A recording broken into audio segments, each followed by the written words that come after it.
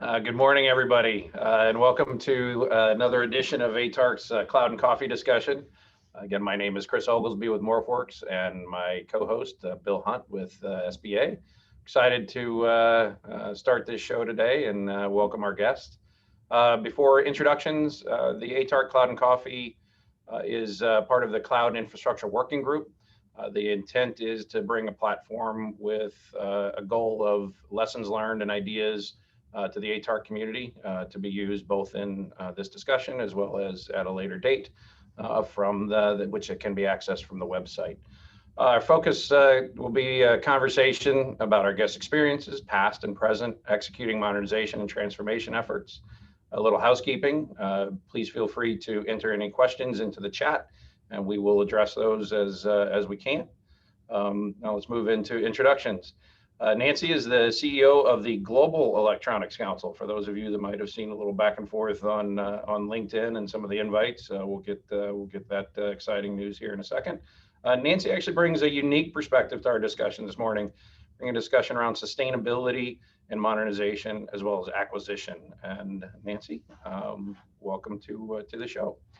So Nancy, let's first start. When you and I first met and part of working groups and conversations, it was the Green Electronics Council. And so you've recently changed to the Global Electronics Council, and just would love to hear kind of that transition and how that's tied to your future. Well, thanks. Thanks so much for having me on this show. I really appreciate it. I, of course, brought my coffee and hope that all participants did as well. Figured that was a requirement to our cloud and coffee conversation. But as you noted, when we first started speaking, I spoke to you as the CEO of the Green Electronics Council. We just transitioned to the Global Electronics Council earlier this month. And it's in recognition that we are a sustainability-focused advocacy nonprofit organization. And when you talk about sustainability, you talk about the triple bottom line, which means you're talking about environmental, but you're also talking about social, and you're talking about economic. So being named the Green really left out the fact that as a sustainability-driven organization, we're also focused on economic viability and social impact. And then we're a bit of a victim of our success as well. We've been around since 2006. We actually got the start for one of our major programs, what many of your federal participants right now may know us for, which is the Eco-Label EPEAT that started in 2006. So we're actually an outgrowth of the interest of the U.S. federal government in sustainability. But since 2006, the tools and resources that we freely make available for institutional purchasers have been adopted in more than 42 countries. So by definition, we're global, and we're excited about that. We thought, well, we might just want to go ahead and change our name to reflect that. So Global Electronics Council, it is. Plus, it gave us a jazzy new logo. And in this world of visual and Zoom, logos where it's at. I know I'm with you on that. Having just gone through that myself, it's both exciting and nerve-wracking to go through it, and it's very exciting, especially with the success you guys have had, and kind of the success I think that you'll have in the future with kind of the broader outlook. So that's awesome. Thank you for that. So first question for me is, one of the things that we've talked about is the environmental focus, right? The sustainability focus, and this is a conversation typically of technologists, but I think technologists with a vision of kind of going forward. And I'm going to start with sometimes what we end with is the acquisition cycle, and so I think if you can talk a little bit about, because I think that's a very unique aspect of really thinking about acquisitions in a different manner. We always talk about it on this show around, thinking about what you need to do, planning, kind of the strategic side, the impact of the organization, the constant change. But you actually bring yet one more additional element to it that I think is really interesting. So can you kind of address the acquisition aspect of how you look at things? Yeah, in fact, our organization, so I talked about we're a sustainability advocacy nonprofit. So simplistically, we want to see a more sustainable and just world. Okay, well, we're not alone in that endeavor. There's many, many organizations. So what do? Well, we recognize the power of purchasing. So acquisition procurement is where we're at. And we actually want to leverage institutional purchasing power towards creating this more sustainable and just world. And so you're right, that's a particular focus of ours. And so we seek to empower both public and private sector purchasers in how do they buy more credible technology, both the hardware and the software. And we've been doing that for a while. Now, what I found interesting about the opportunity to speak today is the fact that there's a change in what's being bought, and there's a change in how it's being bought. And I think that has an impact on what's being offered and what vendors, especially in the cloud, but just technology writ large, might be asked for as they now respond to acquisition and part of a procurement process. So in part, let's first talk about what is being bought. Well, when you talk about technology, there's the shift from what was a pretty stable base of existing hardware, laptops and such, to this new stuff, right? And of course, cloud is still considered a pretty new technology when you talk about large-scale purchasers. So that's one thing. What's being bought is different than before, newer stuff. There's more emphasis now on technology. We couldn't be talking today. In fact, we couldn't have continued working during COVID without technology. So what we experienced last year was just a tremendous push towards procurement to make technology in the hand, make it available in the hands of not only workers, but school children, healthcare providers. So technology was on a tremendous growth, continues to be. But it's not that there's more technology and faster pace of technology that acquisition workforce has to keep up with. It's now how they're buying it.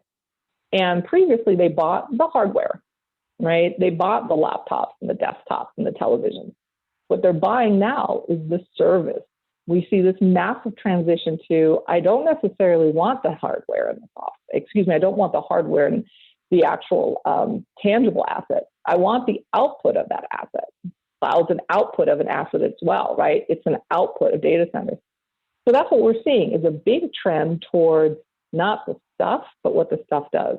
And that has a major sustainability impact because it used to be that you could just focus on the sustainability or the environmental output of a laptop, for example, right? How energy efficient is it? Well, it's no longer I'm buying those laptops. Now I'm leasing them, right? Or I'm actually wanting the service of them. So how do I make sure that they're sustainable as well?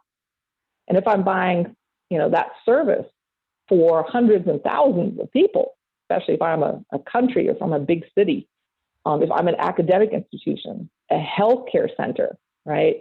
Kaiser Permanente is one of the major users of EPEAT hardware, right? 95% of the hardware that they buy is EPEAT registered products, which means by definition, they're more sustainable products.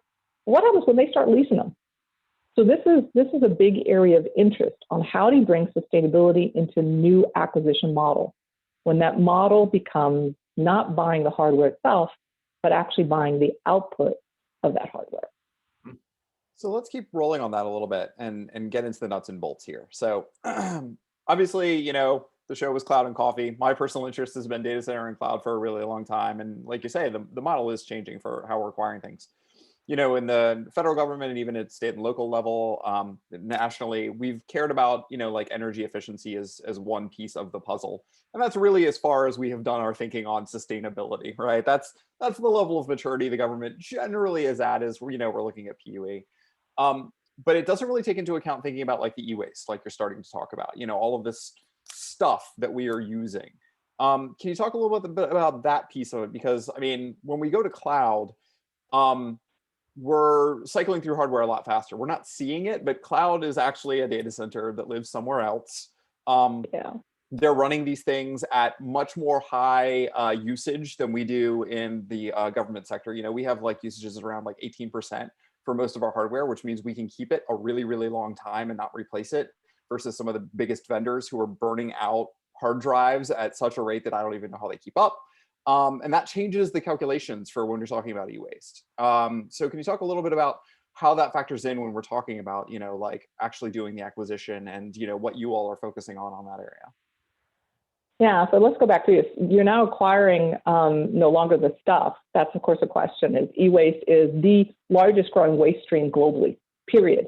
So you're going to have purchasers interested in what's happening to the stuff after I'm done with it. Let's talk about cloud in particular. And yeah, let's talk about PUE. PUE was a great way of identifying from a data center perspective the efficiency, right? And it gave you at least something comparatively.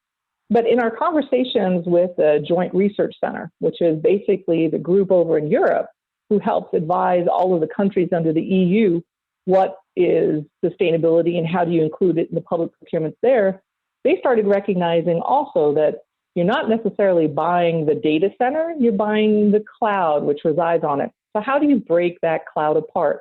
Well, you break it into three things, and you start looking for sustainability, environmental, and social in all three. The first is, what makes a data center sustainable? And there it's both what you put in it, so it is the equipment within the data center, right? But it's also how new or not new or how efficient the building is, right? So the building that it resides in. But then you start getting outside of that space, and what's being looked at is, well, how is it being powered? Well, all of a sudden you're introducing into cloud and cloud sustainability this question of the data centers that are being relied on for that cloud service that is being bought. Do they utilize renewable energy? And of course, renewable energy, you're hearing a lot about that. One of the biggest technology growth spurts in the renewable space is solar, right? So renewable energy, and what kind of renewable energy? And is the equipment being used for the renewable energy sustainable itself? And then the third piece is not just the data center, it's not what's inside the data center, it's not the envelope of the facility, it's not how are you just powering the data center, and is it renewable, and what kind of renewable, and depending on the kind of renewable, is the hardware that you're using there sustainable? It's also, how is it getting to the periphery, right? So how is it getting to the end user? It's network. So all of a sudden, you're starting to have acquisition personnel who are getting very interested in those three areas. And when they now start talking about cloud, obviously they're always interested in security. We'll talk a little bit about what security means when you talk about sustainability, but they're also starting to look at not PUE anymore, right? It's not just the data center. It is the talk to me about what's in your data center and how sustainable it is. Talk to me about the facilities itself that you're relying on. Talk to me about how overall they're being powered. And then talk to me about anything that you happen to have control over from a network perspective. That's a big change from what we knew previously. So, and real quick for the audience, please use the Q&A button on there for any questions you might have. Kind of drilling down to that. So to Bill's kind of alluded to kind of his passion over the time. And I spent a lot of time at a company that, I would say helped define the data center market. And what, they talked about was the diversity, right? So they talked about the diversity of power companies that were powering, the diversity of backup utilities, the diversity and connectivity that they had, and that was always, kind of a core. When looking at the sustainability side, is there diversity that I guess almost a scoring aspect that you guys look at in the sustainability, right? So do you have solar, wind, and regular power? Do you use diesel and natural gas as a, just thinking through, do you guys look at a scoring mechanism? Because obviously, the agencies, the government agencies are all tied to the FITARA scorecard for their DCOI, the Data Center Optimization Initiative. Is there something that you guys have that's similar? We don't have it yet, but it's coming. What we have right now is, along with eco labels that we make available to purchasers, we also put out purchaser guides. And these are in recognition that sometimes purchasers are having to buy stuff that's a fast-moving technology, such cloud was for many acquisition people. They'd never had known how to grapple with that before, or a type of impact that their acquisitions now need to address, like social, right? That's a big impact that many purchasers, public and private sector, are looking to see what their vendors are doing to respond to it. So we have a purchaser guide on cloud services, and those actually give specific questions that purchasers can use throughout the procurement process. And these are ones where we're really focused on giving that type of guidance. Now, I'll tell you, we are getting to the point of where we will have a scoring or some type of way of comparatively understanding the sustainability of cloud service providers, but we're not there yet. Great. Sorry, Chris, now I have to share that I'm speaking to you from the state of Oregon, which just had, along with the state of Texas, a huge snow and ice storm. And I've realized that I have lost my connectivity. And so if I've disappeared visually, it's because my poor little router is trying to keep up. I was just going. My apologies for that. No, that's okay. I was going to state that not only are you up early, but Oregon's had its fair share of weather as well. So. I also see that we have a couple of our colleagues here from Texas on as well. I just respect everybody that's going through this winter emergency right now and able to even be on. So yeah, if we could only hear your voice, that's totally fine for this. I did want to keep on that thread for a little bit too. Obviously, everybody should go and look at the procurement guide that she mentioned before. It's fantastic. And obviously, I know that there's more to come on this topic as well. One of my specific issues here, obviously, having worked on the data center optimization initiative myself and written a memo on it and come up with a whole bunch of metrics, we were trying to find easy ways that agencies that are running data center facilities could measure how they're doing, apples to apples, across the agency portfolio, right? We've got, about 2,000 real data centers within the federal government. And we did not keep PUE in as a critical measure for comparison, but we did keep it in for reporting measures, just so we would have that data. But we didn't want to score people on that because we weren't finding necessarily that it was the best measure of sustainability, right? It wasn't a true apples to apples comparison. From where you all are sitting and your unique view, are there easy things that a government agency could look at and say that this facility is relatively sustainable, and that kind of give themselves their own little scorecard if they were to go through this that you all would value? I mean, you mentioned like, the age of the building and whether or not that facility is, up to the modern standard. Obviously, most data centers in the federal government are old 40s and 50s buildings that we have reconfigured to become a data center, not necessarily the best of breed. Yeah. And then we have others, like the Social Security flagship, up in Maryland there, that actually has a solar field. 30% of their energy is all from solar. They reclaim their heat. All of this amazing stuff that goes outside of just the box of PUE. So if I were to ask you, what could we look at? How could we be scoring ourselves? Not necessarily how we'd want OMB to score us, but if we wanted to score ourselves, how would we go about that? Where would we start? No, that's a really good question. So I mentioned, think about it in 3 buckets: the facility itself, how it's powered, and then start thinking about the network and what you can control about the choices of network. Of course, the first 2, I think, are the ones that you touched upon. So let's talk about that facility. There's the facilities themselves, even if they're repurposed, whether or not they've been repurposed in such a way to actually garner Energy Star rating. So a lot of people don't know that Energy Star actually applies to buildings as well, along with LEED, right? So that already starts being a simple way where you can communicate the sustainability, because under those either Energy Star or LEED designation, it accommodates a lot of the singular things that a facility, a building, would want to have to be sustainable. And then to your point about e-waste, I don't want to lose that track. That's an important one. In fact, it's so important that you're starting to see a policy movement, particularly in the EU, and I'm sure we will see more movement here now in the US as well. It's really a focus on life elongation, which means that this is where you're looking at, not only does the equipment, is it as efficient from an energy perspective as it can be during its use phase, but is it in such a way to where like you said, you're burning through that you don't necessarily have to burn through, right? Is there a way to where you can either repair it, or there's a lot of focus on modularity right now in IT equipment, swap out something of it to where you can continue its life? And as I mentioned, that actually is something that the country of France has come up with, a repairability index, to where it already tells you also, and this is something that the EU is seeking to adopt more broadly.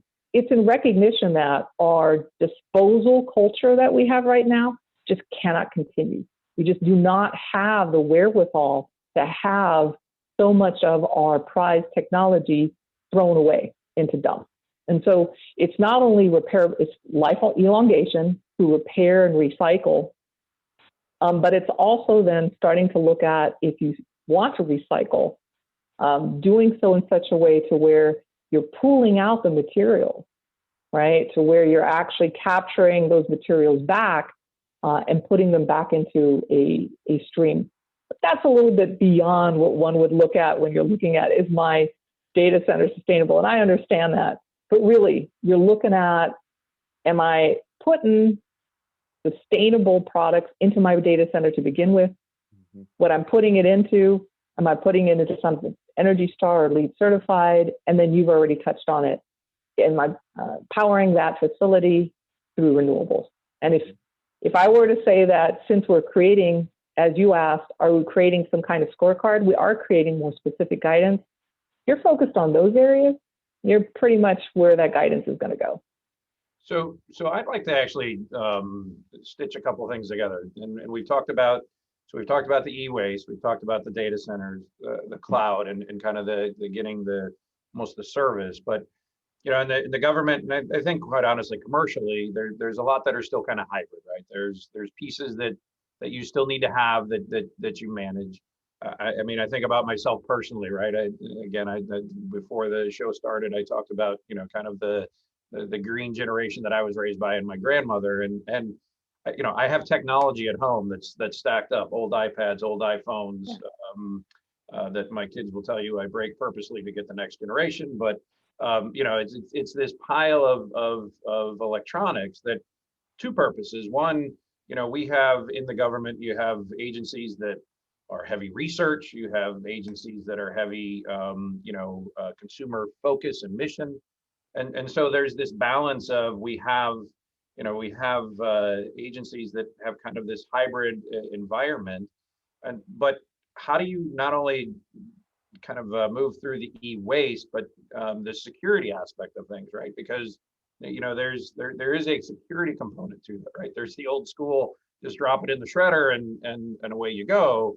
But to really kind of to deconstruct, to be able to use the different components and recycle, et cetera, both securely, so that way something doesn't get out that still has sensitive data on.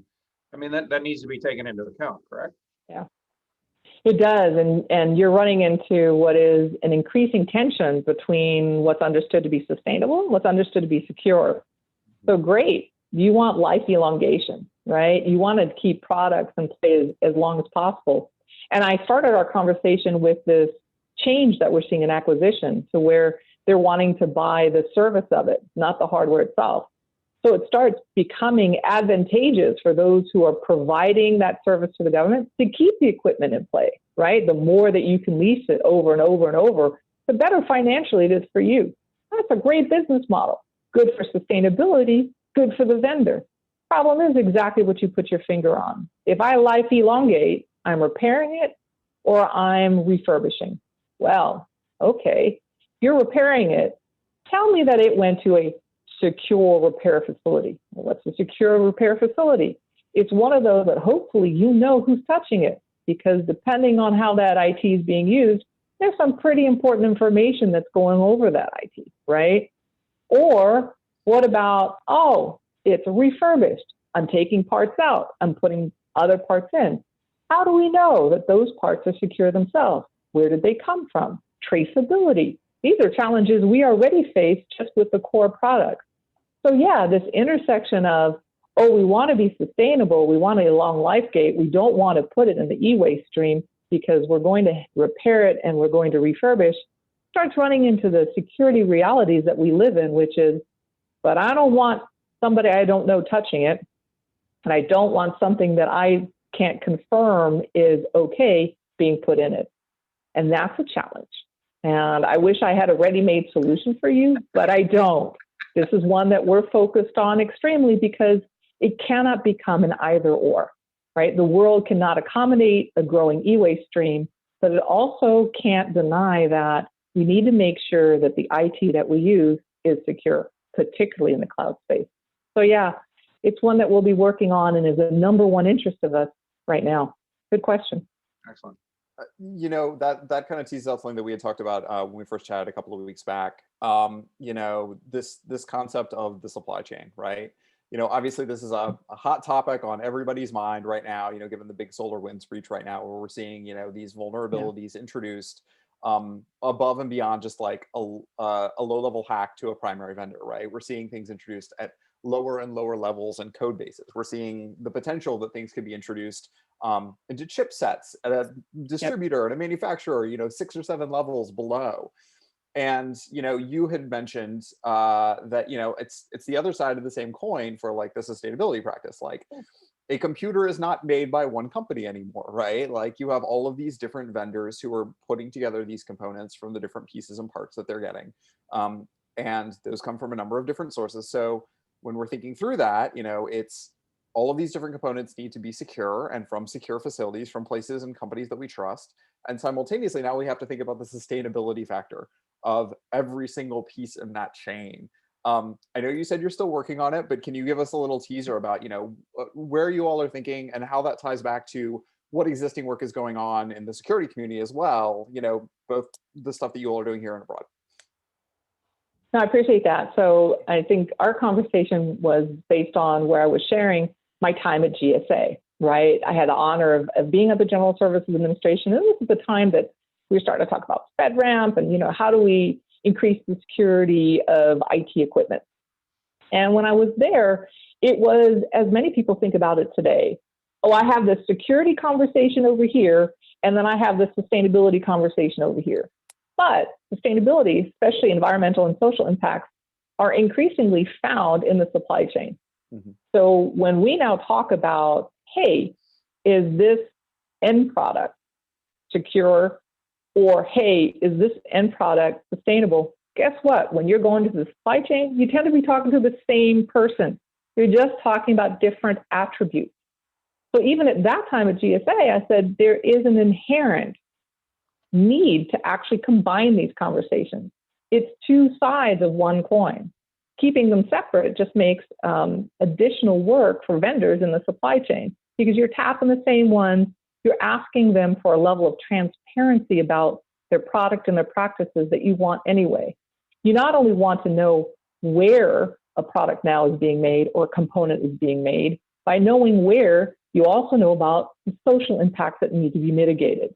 Mm-hmm. So when you talk about the where, you're also talking about understanding what might happen as far as environmental impacts, so what's going into it, right? Same thing you're going to need to know for security. So I think where we're going is what we're trying to do is to integrate the two. How can you have a single conversation? You're talking with the same vendors, you're usually talking with the same rep, asking the same set of questions. How about you ask them one combined set of questions, right? And instead of just focusing on one aspect of where is it or who's touching it from a security, include what you need to know from an environmental and social perspective as well.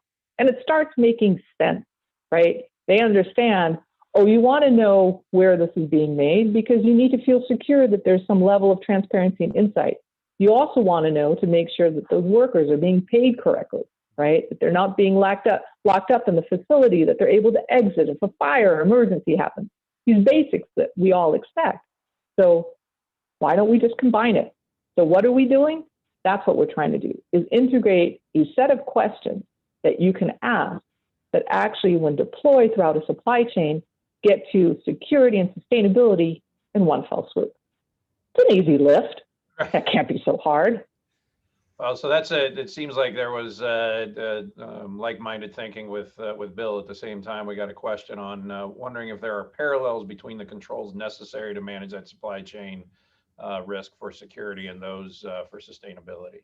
So it seemed like that was a question that was on two people's minds. So Yeah, and just to like Yeah. poke at that a little bit more, I mean, so where the European Union tends to be a little bit ahead of us, obviously. Only recently were we allowed to say the words climate change again. I'm a government employee. I'm allowed to say climate change again. That's great. So, where are things going internationally, in this front? We're still playing catch up here. And, again, it's really hard for the federal government to move that. Right now, it is separate silos, like you're talking about. NIST is over here doing their cybersecurity controls and doing a fine job for my friends at NIST, and then we have these sustainability measures that we're starting to think about kind of over here. And I guess EPA may be funded again this year and still exists. So hopefully that will like start to pick back up again, and the work at FEMP and some of that sort of stuff that's happening, stuff that you all are doing. How do we start to knit that together? And, again, what's being done nationally? You mentioned France doing some of these pieces already. How can we copy the great work that's being done internationally, to bring this in, and again, you specifically mentioned FedRAMP. Good friends over there, Ashley and Brian, everybody, good friends of the show. We've talked to them a lot in different cloud conversations through ATARC. Are there places that they could be doing some of this stuff to like look at these things for agencies as well? Again, not saying that you're giving guidance specifically to GSA, but in general, just want to make sure I'm legal here. Yeah, no, it's an interesting question. And so to set the record straight, that's right. The EU has been doing some interesting and forward-moving work, especially over the last 4 years. But as I mentioned, we were created, the EPEAT Ecolabel, which is the most used ecolabel in the world for the technology sector, by the U.S. federal government. So we had ownership on sustainability and leadership, and we will regain that. And I have no concerns about that. But it's not about leadership anymore. It's about everybody working together, because guess what? This is a huge problem. So how do we actually learn? It's that we start having conversations. So we're proud that our organization, we talk directly to GSA. Right? Not only on EPEAT, but how can they use the model that EPEAT has served the government, which is a way of actually creating criteria that define something as sustainable in a way that vendors can actually meet, right? We have an example over in Europe where they've done a great job in creating some sustainability criteria. Nobody can meet it. That's the point. So it needs to be acceptable criteria that vendors can actually meet. It also, though, and something that we've talked about, is it needs to be something that's verifiable, right? So to your point, what's a scorecard or something to where I can say, and it needs to be to where it is fair and accessible for all. So it can't just be, oh, here's a scorecard that makes sustainable cloud, but only the biggies can do it, right? We need to make sure that small businesses are able to also prove that they're sustainable. And so that's the same thing. There's a lot of conversation in that area I mentioned JRC. It's a tremendous interest in recent conversations that we've had with GSA. And you talk about NIST and their cyber stuff, but we've had recent conversations with NIST as well. They're just as interested in the sustainability component too, right? So it's just, I think, reprising some conversations and relationships and sharing that actually were pretty solid and full-fledged about 4 years ago, and putting them back into place. And I think that's happening right now. And I'm super excited that the Global Electronics Council can be part of it. But yeah. So tying into that a little bit, we talk a lot about on the show around reskilling, right? So obviously the on-prem environment is one thing, and it's different if it's, if you're no longer having to check your servers, et cetera. So moving to the cloud makes it a little bit different. How do you guys help organizations with kind of the job development, right? Because it's getting more and more that there's less tangible that you have to worry about and more kind of intangible that you have to worry about. You have to worry that Okay, well, yeah, they say, we've got this uptime. They say they have this security, but you can't really just stop thinking about it. And we've talked about that previously on the show. But how do you then add yet another level of sustainability in kind of the job development and reskilling as you move through kind of a transformation effort? That's a good question. And that's a dimension of social that I think, and social impact that a lot of people don't think about. You heard me talk about social as in responsible supply chain. So making sure that workplace problems are addressed, that's fair labor, human rights component. And that's an important aspect of social for sustainability. But it is also, as we talk about social equity and social justice, it is economic opportunity. And you heard me mention already about small businesses. Well, this is where it starts becoming an aspect of what we're really committed to, which is how is sustainability in the technology sector an opportunity for jobs? And what we see, right, especially when we start talking about this circularity thing, which I hope we'll be able to touch on a little bit more. What does that really mean compared to sustainability? But if you talk about circularity, you're starting to talk about, and you obviously hear from myself that we think that the power of purchasing is really something that's going to move sustainability forward. You start recognizing that you need people in those jobs, and those are really big sustainability jobs. So what we see this as an opportunity for is job creation in the area of logistics. Where do you think a lot of those GHG emission impacts are happening? They're at the transportation, right? We see the opportunity for procurement, right? So as you pointed out many times on your show before, Chris and Bill, how you buy cloud is very different than how you buy a laptop. What you do for maintenance, right? How you consider maintenance of a hard asset is very different than maintenance as it pertains to cloud. And as we move this new acquisition process of buying the utility of stuff, how actual procurement professionals monitor the performance against that contract will be a whole different type of understanding and core set of professional capabilities than they may have today, right? So we think that the areas of logistics, supply chain, sourcing, acquisition, procurement are the growth areas for sustainability, and that there's a great opportunity for job creation in that if we ever want to get to sustainable. And it's part of because of how acquisition is changing, because what you're buying in the technology sector is so different. But also when you start talking about circularity, what you're putting into those products, your sourcing questions, right? So things like that. So we think that there's a whole bunch of job opportunity and actual job need that have to be addressed if you're even going to meet any sustainability target. Did that get to your question?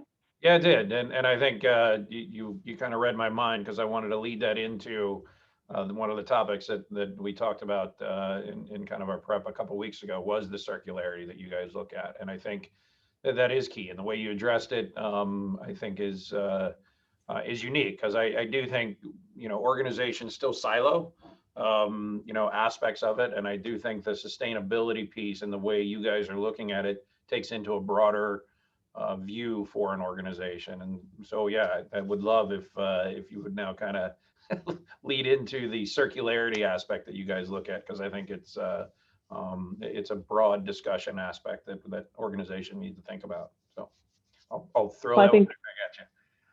Yeah, I hear a lot of, so of course, if you have a conversation about technology in Europe, you're talking circularity, right? And you don't quite have the same conversation here in North America, but you'll start. And I get a lot of how does sustainability and circularity, is it the same thing? Is circularity is a new color, right? Is it the purple when sustainability was the green? And it's all fair, right? Because it took us a while. And in fact, there isn't. We went searching. We did this kind of landscape analysis. Where's the big Uber definition of circularity? It doesn't exist yet. But if you start looking in aggregation to folks who have talked about what circularity is, like the Ellen MacArthur Foundation, and you start trying to put that into something that's understandable, because really appreciate Ellen MacArthur, but they have this beautiful, complex butterfly graphic that even myself with my 2 decades of engagement in sustainability and my IT degree still haven't entirely deciphered, that you realize, okay, we need a layman's definition. So I'm going to throw it at you, which is sustainability basically looks at, particularly when you're looking at IT stuff, at the life cycle of a product. So it looks at what are the environmental social impacts of the extraction phase, pulling stuff out of the ground, right? It looks at what are the environmental and social impacts of basically manufacturing and assembly, right? Getting the pieces into the thing. It looks at the use phase. So great, you've gotten the products in the hands of somebody. How environmentally and socially okay is it, right? Energy efficiency, exposure to chemicals. And then it looks at what's called end-of-life management. This is where circularity kicks in. It used to be that sustainability was predominantly, yes, let's use it for as long as we can, and then when we're done with it, let's responsibly dispose of it. Well, when circularity kicks in, there's this assumption that you never really dispose. What you've done is you've designed the product in such a way that you put materials into it, and you put those materials in such a way that I now have the capability of pulling those materials out at the same utility as when I put them in. We're talking stuff like gold and nickel, and I mean, we're talking material flows. And so that when I start breaking this stuff apart, I can pull that out and I can put it back into use, either for myself in the tech sector, or maybe if you're talking about circular economy, I'm pulling stuff out that others in other sectors may use. So I actually never experience waste, right? That's the promise of circularity, the ability to pull material flows back out and put them back into somebody's production stream. And the benefit of that, of course, is, especially in tech sector, pretty clear. One, we kind of have a reliance on rare earths and certain minerals and such that themselves are limited, right, in acquisition, or to get them, you use child labor and have horrible conflict area, right, problems. So it's either they're hard to get, there's little of it, they're socially unacceptably gotten right now, right, and or for political reasons, maybe they're there, but we just can't quite access them in the way that we had. Because there's a lot of the things that even our cell phone needs that's currently sitting under countries that are in either South America or in Asia that we may not have the best political relationship with right now. So this idea of getting a lot better at pulling those material flows out and reusing them means that we're starting to address e-waste, really address e-waste, because you don't have waste. You really start addressing the use of virgin materials. So you're leaving stuff where it should be left, which is good because we're running out of it and the cost to get a lot of it is just socially unacceptable. And you're making sure that we continue to use what we have and not have to rely on where the political climate happens to be for us to have the technology that we want. So that's why there's so much focus on circularity, and that's where circularity sits.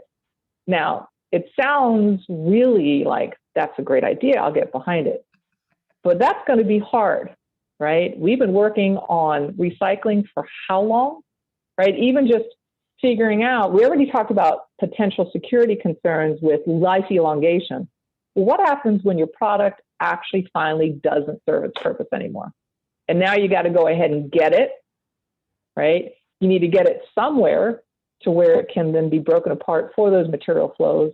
And then you got to get those material flows to the places where they're going to use it, put the products back into play.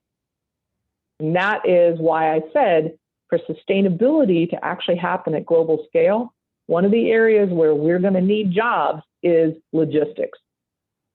Because figuring out how to get it, Chris, from your bedside table, I know that you have like 4 or 5 of those little, mobile phones hiding in there, right? To get them out at your bedside table to the facility that can actually break them apart. And we don't have enough of those and we can't build 1,000 of them. So how do we do that?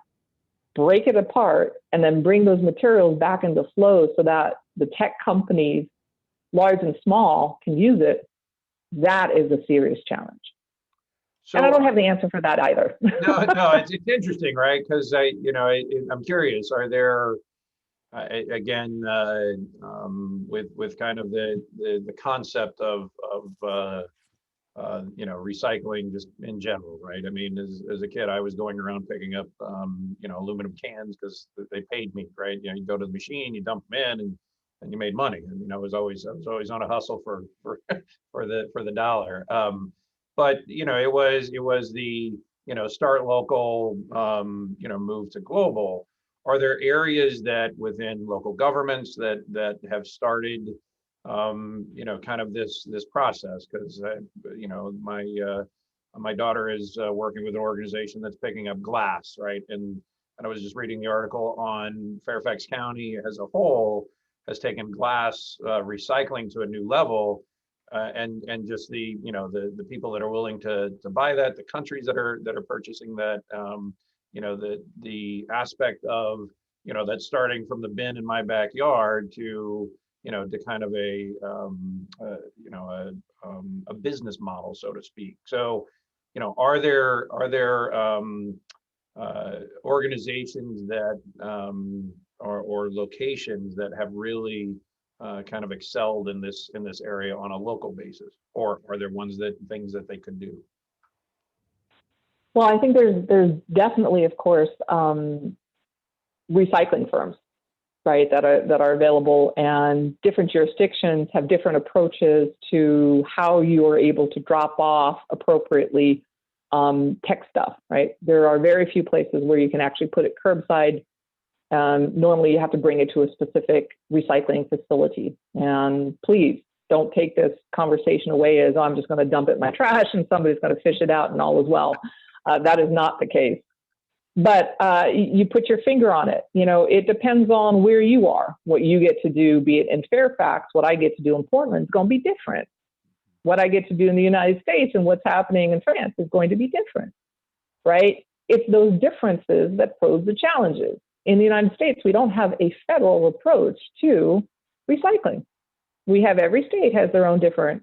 How, as a company, are you supposed to guarantee that you're going to use X amount of this new circular material flow if you can't guarantee access to it, right? So we're going to have to resolve this before we can start holding industry responsible for putting X percentages of something back into their products.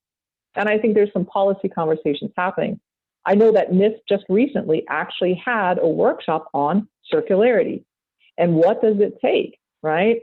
And so you start seeing some very smart people thinking about how do we address this.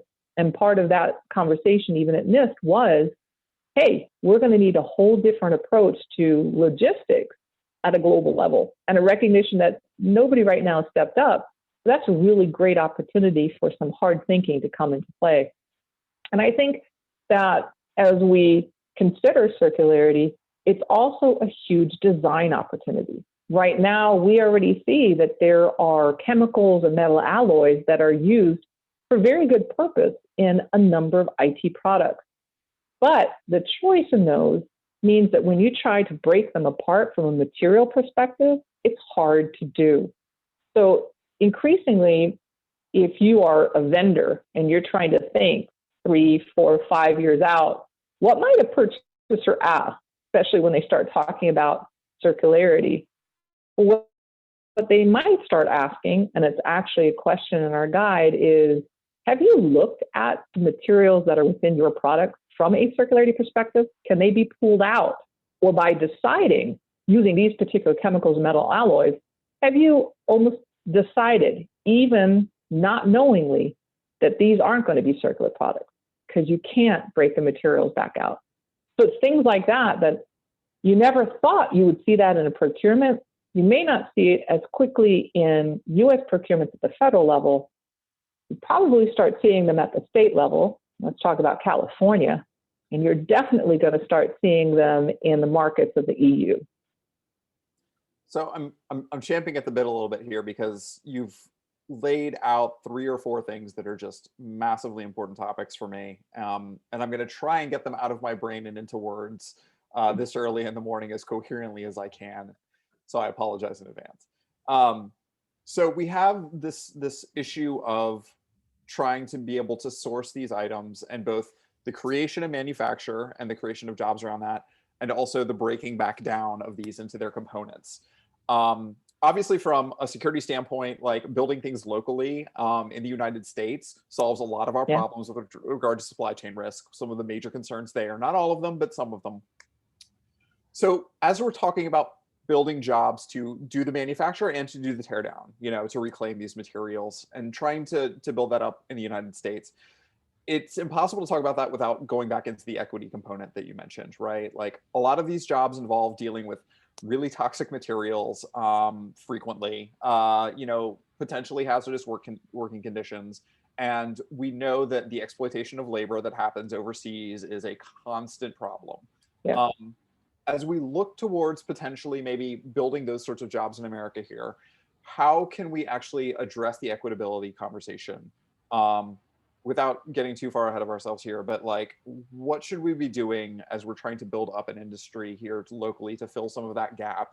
And how can we make sure that we are building a job, a workforce in an equitable sort of way that doesn't continue to be exploitative to both the working environments and conditions and the workers that we're hiring?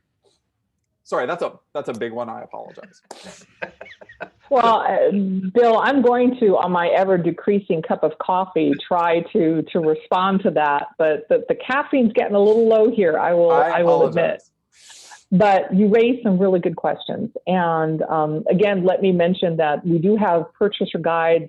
We did release our first labor and human rights impacts guide in 2017. We're actually in the process of updating it, and we'll be releasing the updated version on March 30th. And some of the questions that you raise on, well, how do I go about addressing these? It's not really guidance to a company who wants to do it, even though we're more than happy to help that thinking because we live in that space. It's more so what may procurement professionals ask to those questions, right? Because they themselves are incredibly interested. What are you doing within your control and flow down throughout your supply chain? And I want to reference here one of the organizations that we see doing a lot of good work in the space, of course, is the Responsible Business Alliance, RBA, that lots of tech players are part of as well. But yeah, I mean, there's a valid sustainability and security reason for bringing jobs back here to the United States in that space. Whether or not we can bring all of them, that's the big question, right? So we do have to continue to look how much influence can we do for the other countries where this is happening as well. And we actually see this as an area of opportunity. I just spoke on a conference in India as far as responsible supply chains as well. And there's a recognition that this could be a competitive advantage. Vendors who are able to prove, hey, that concern about not just a living wage, but actual workplaces where there's going to be chemicals, but there's actual PPE, personal protective equipment available and known how to be used, right? That there's those things put in place. If you can already start proving that as a company in a major technology supply chain, you will make that major brand much more successful, because that's what purchasers, and not just public sector, but increasingly private sector as well, right? We, of course, are focused a lot on public purchasers, but it continues to be the number one topic when you talk about shareholder resolutions. The questions are about environmental, social, governance practices of leading companies in all sectors, right? These are also the companies that buy these IT products. These are also the companies who buy cloud. And they're increasingly being pushed by their shareholders to show that they're responsible companies. So they're increasingly going to ask their vendors, hey, what are you doing to make your supply chain more responsible, secure, environmentally appropriate? So I think, yeah, there's an aspect of job creation here in the United States, and we think that's tremendous. I understand from my time at GSA how important small businesses are to the federal government. And I think this is an area of opportunity for those small businesses to actually signal that they are sustainable businesses from an environmental and social. It will also, I think, increasingly prepare them for selling, growing, and selling into other markets like the EU. But this challenge of what else to be done from a supply chain perspective is a big one. But I think in part, hopefully our guide for social impacts might be useful. And again, coming out March 30th. I hope that gets to part of your question, Bill. No, that sums up a lot of it. And obviously, we'll tweet out and share on LinkedIn when those guides come out. I also wanted to thank you, of course, for highlighting the small business community. Obviously, as an employee of the Small Business Administration, it's critical for us that we get more of those small businesses that are doing the right thing, that are doing the equitable thing, that are doing the sustainable thing, to be working with the government. And to be able to show that they are doing those sorts of activities, to make sure that what we're building has this circularity and sustainability that we've been talking about. So I greatly appreciate all of that. And thank you for muddling through my half-thought. It's the black tea. You need to know, Nancy, that Bill is on black tea, typically not coffee. So I go back and forth, non-denominational. All right, so to last couple of minutes, is there anything, Nancy, that I know I touched on all of the parts that we had, but I know you had a list as well. Is there kind of last kind of 4-minute thought that you want to give? And before we lose any attendees, March 4th is our next event with Nagesh Rao from Department of Commerce, and so that will be our next event. But I want to, Nancy, give you kind of the floor for the last 4 minutes here, if there's anything that we missed. Yeah, there's one thing that I wanted to just highlight, because some of the participants might find this valuable. You talk about acquisition, and again, we seek to meet the acquisition workforce, the needs that they have, and they're being asked globally to buy more sustainable stuff. It's no longer that they're being held to buying sustainable stuff, it's that their purchase of sustainable stuff, be it the hardware or the service of it, has some type of sustainability impact. So I wanted to take a minute just to say, what are the impacts that purchasers globally care about? So that as vendors, you can start thinking about how to pitch your products and services along those lines. We've obviously talked about climate change. So what you can say about what you've done, data center perspective, the efficiency of it towards climate change. So reducing greenhouse gas emissions is a big one. But another big one is what we call circularity. We've talked about that, or sustainable use of resources. A lot of public sector and private sector vendors want to know, how sustainable are you as far as your draw upon not just electricity, but water resources? And what are you doing for life elongation? Are you adding to the e-waste stream? Are you putting something in place that actually stops that? The third area where we see a lot is chemicals. You've probably seen a lot of conversation about chemicals, but it's not only the chemicals in the products themselves. So there used to be a ton of concern about user exposure. Now it is, Bill, as you highlighted, what's happening for the worker? And what can you say about paying attention and caring about that? That's where I mentioned RBA. They have some good guidance on what you can actually flow into your supply chain through a supplier code of conduct. And then lastly, it is the social. What are you caring about, right? Do you have supplier diversity goals, right? We actually know from resilience, it's good to have more than one supplier, right? We see the increase of climate change impacts. You see something like these unanticipated snowstorms in Texas. Hello. So you probably should be thinking about supplier diversity. And that's not only from a resilience perspective, but it also could be a good opportunity for social equity as well. So those are the 4 areas where, when we now talk to purchasers in more than 42 countries, those are the impacts that when they buy technology, they're the ones that they want to say something positive about. Climate change, circularity or sustainable use of resources, chemicals and mitigating worker exposure to chemicals, and social performance of the organization, particularly as it looks to social equity and social justice. So there you go. That was an impressive use of 4 minutes. I think you nailed it perfectly. And, I really appreciate Appreciate your time today. It was a fantastic conversation, and I think Bill and I were having side conversations before this. Excited about just a different perspective again on the modernization and really kind of looking at the future and where things are going. So looking forward to working with you on some of the working groups and some of the other things that we've got coming up. And good luck with the new broader brand that you're rolling out. So thank you very much. Wonderful. Thank you as well. Thanks for this opportunity. Very enjoyable. Great.